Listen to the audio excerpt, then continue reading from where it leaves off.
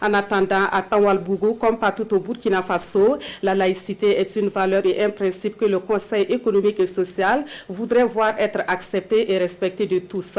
Selon le CES, le respect de ce principe est l'une des conditions pour la cohésion sociale et le vivre ensemble au Burkina Faso. Et pour faire passer son message, l'institution a initié un forum sur la laïcité au profit des leaders d'opinion à Bobo Dioulasso. Le compte-rendu de Hamza Ganame et Ali Traori. La préservation de la laïcité au Burkina Faso réunit ici à Bobo Dioulasso des notabilités coutumières, des leaders religieux et politiques, ainsi que des membres de certaines institutions au Burkina Faso.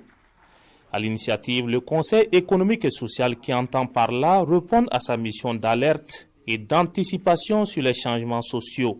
Nous avons estimé qu'il était important de tenir ce rendez-vous de Bobo Dioulasso pour faire l'état des lieux de la pratique de la laïcité au Burkina Faso, pour également dégager les forces et les faiblesses dans la pratique de la laïcité au Burkina Faso, et bien évidemment dégager des stratégies et des recommandations qui nous permettent de continuer de vivre ensemble dans la paix et dans la solidarité.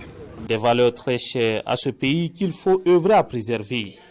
Durant 72 heures donc, ces leaders d'opinion pourront apporter leur expertise afin de toujours favoriser le dialogue et la concertation entre les fils et filles du Burkina Faso, malgré leurs divergences ethniques et religieuses. Notre objectif, c'est de voir ce que nous pouvons faire pour que nous vivions notre foi dans le respect de nos libertés et dans la juste compréhension de cette garantie que nous offre l'État.